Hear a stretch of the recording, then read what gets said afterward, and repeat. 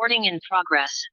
Oke, di video kali ini saya akan bicara mengenai seminar on ELT ya, Chapter 1, mengenai issues in English language teaching. Jadi untuk issues in English language teaching itu banyak. Nah, karena kalian itu dididik menjadi guru, berarti minimal kalian harus paham apa saja yang menjadi masalah, tren dalam English language teaching. Kalau kita ngomongkan tren, saat ini ya di kurikulum Merdeka, bahkan sejak di kurikulum 2013, revisi tahun 2018, itu sudah menggunakan pendekatan berbasis genre ya untuk pengajaran bahasa. Ini bukan hanya dibatasi ke bahasa Inggris ya, tapi juga bahasa Indonesia. Nah, di kurikulum Merdeka kali ini, pendekatan berbasis genre dan materi ajarnya juga difokuskan di kelas 1 SD, kelas 1 sampai kelas 6. Jadi tidak hanya terbatas di SMP dan SMA. Ya. Nah, apakah issues in English language teaching itu hanya tentang mengajar saja, pendekatan yang digunakan? Tidak, ya banyak, banyak sekali yang bisa digunakan. Contohnya, kalau kita ngomongkan English language teaching, kita ada psychology of language learners, atau bisa disebut juga individual differences. Ya, misalnya studi mengenai motivasi, mengenai anxiety, learning style, learning strategies itu jatuh di psychology of language learners. Ini juga ada isu-isu yang bisa kalian gunakan dalam kalian. Jadi kalau kalian merasa sulit dalam mengajar, saran Bapak ya kalian menggunakan namanya penelitian deskriptif yang fokus pada psychology of language learners. Difficulties itu juga bisa masuk ke bagian yang ini ya.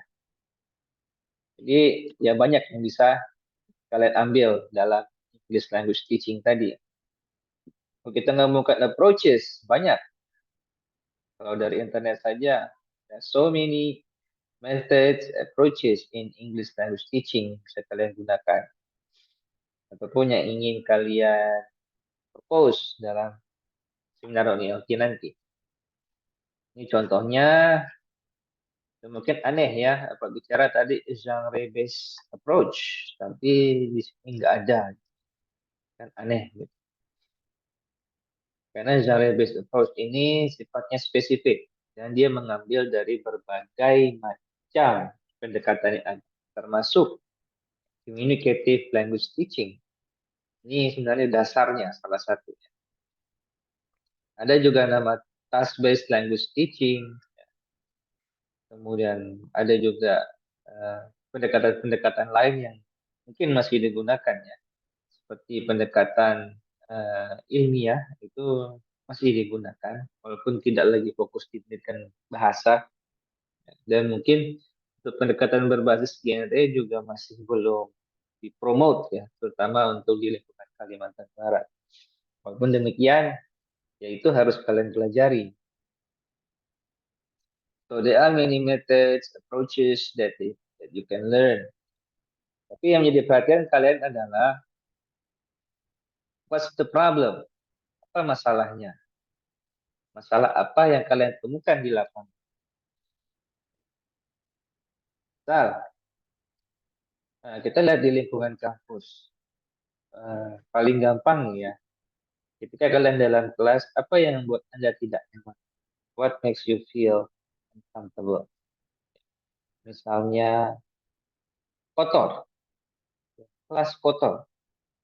Kelas kotor itu merupakan sebuah isu yang mungkin dapat dibilang sampai sekarang belum beres. Oh, ada yang bersih-bersih, tapi kok masih juga kotor. So, what's the problem? Itu bisa. Artinya di sini kalian punya isu, sini oh ya ini isunya adalah kebersihan kelas. Descriptions. Apa yang ingin kalian gambarkan? Apakah masalahnya kita kekurangan SDM untuk mengurus kebersihan? Atau ada cara lain yang lebih hemat, yang lebih mudah, yang bisa kalian tawarkan? Atau mungkin kurangnya kesadaran siswa mengenai kebersihan kelas. Dan kelas tersebut selalu gantian ya. Nanti si apa ya, angkatan lain yang makainya atau kelas lain yang memakainya. Ya, misalnya ruang 3.8, 2.3 itu bergantian ya. Dan setiap kali bergantian itu, udah biarin sajalah. Kalau nanti juga dipakai kelompok kelas lain. Jadi ujung-ujungnya nggak ada yang mau jaga. Ya. Jadi karena mengganti kelas tadi, jadi banyak yang tidak perhatikan. So, apa yang bisa dilakukan? Misalnya Anda yang menjadi mahasiswa, itu bisa menjadi pilihan desain penelitian apa yang ingin kamu gunakan. Tadi ada action research, ya, action research atau eksperimen. Fokus saja ya kita ke eksperimen, experimental design atau case study. Case study artinya kalian ingin menemukan apa yang menjadi masalahnya, fenomena apa. Jadi case study lebih bersifat kepada deskriptif. Ya. Mengajar itu juga bisa masuk ke case study. Ya. Karena case study itu bisa sangat fleksibel. Tapi kalau kalian sudah action research, berarti sudah jelas ada cycles yang harus dilalui. Kalau pre-eksperimen berarti jelas ada statistik yang harus kalian gunakan. So, itu semua masuk ke dalam isu. Silakan dielaborasi apa desainnya. Untuk kali ini ya berbeda dengan sebelumnya. Ini tidak akan kalian kerjakan secara kelompok, tidak. Ini adalah kerja secara individu. Dan dari awal individu ini menjadi bagian dari penyusunan outline kalian secara individu juga. Jadi kita akan mulai dengan pengajuan isu dan pengajuan judul ya. Ya kurang lebih sama, tapi sifatnya yang ada group meeting atau sebagainya. Oke, reports. Nah, kalau ini tugasnya kelompok, ya tergantung konteks juga. Untuk yang saat ini ya ada apa ya, dari isu yang kalian temui, kalau misalnya secara individu ya secara kategori individu, kelompok secara kelompoknya tergantung dari timing semester ini ya yang kalian lalui. Oke, tugas selanjutnya adalah three interesting issues. Jadi tadi misalnya ada 3 isu yang telah kalian temui. Nah, selanjutnya report. Report ini ya silakan kalian secara individu atau secara kelompok, tergantung masalah apa yang kalian hadapi.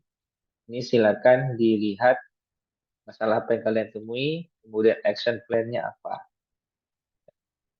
Jadi ya bisa research atau eksperimental atau case study. Apa ini? Saya yakin kalian sudah mempelajari itu di Approaches to Foreign Language and Education Research. So I will not be talking about that anymore. But if you really do need me to explain again about it, please let me know. Nah, setiap isu yang dipilih, sertakan apa yang ingin dilakukan. Isu ini diteliti menggunakan design eksperimen.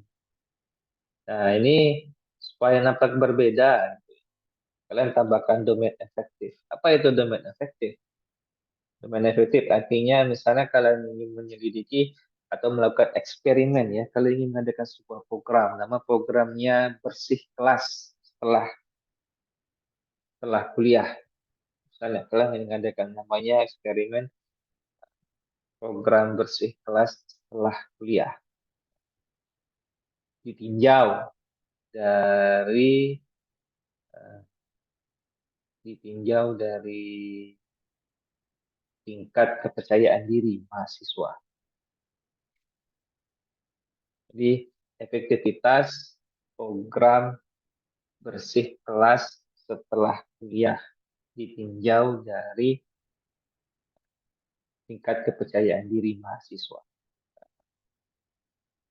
Contohnya yaitu eksperimen. Artinya ada program kalian keluarkan. Ketika kalian menawarkan program, berarti yang menjadi fokus kalian adalah program tersebut efektif atau tidak, statistiknya gimana, apa yang harus disiapkan. Saya yakin itu sudah dibahas di semester lalu, tinggal kalian perhatikan statistik apa yang perlu dipersiapkan. Kalau kalian ingin fokus pada action research, berarti fokus kalian adalah bagaimana program tadi dapat meningkatkan, ya, bagaimana program bersikelas setelah kuliah dapat membangun kebersihan kelas di tim. Kalau ditinjau lagi, saya rasa terlalu berat, jadi nggak perlu lah kalau pakai debat efektif ya. Karena kalau action research atau studi kasus itu banyak bercerita ya, banyak storytellingnya. What happened in the class? Kalau eksperimen lebih banyak pada statistiknya, berdasarkan hasil statistik. Jadi ada, jadi eh, basisnya berbeda. Karena kalau dalam action research kita bicara mengenai masalah nyata yang kalian temui dan kalian mengatasi masalah tersebut.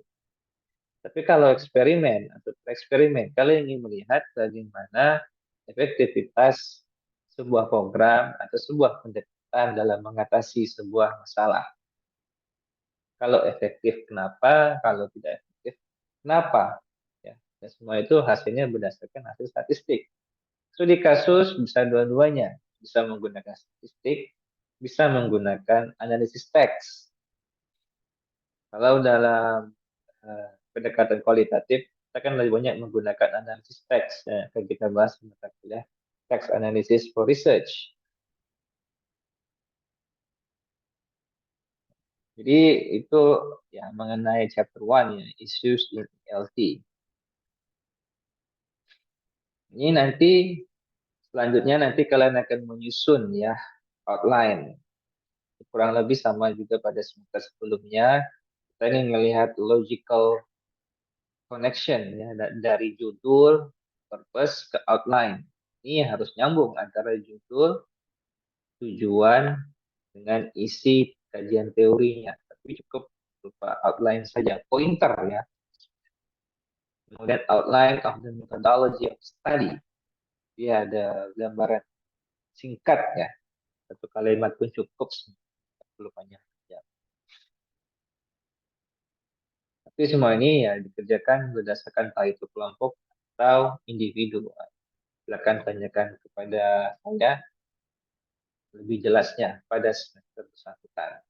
Karena video ini rencananya mau dibuat untuk setiap semester, you will be seeing this video all the time. Jadi nanti untuk semester selanjutnya, mahasiswa selanjutnya ya, you will learn this, harapannya.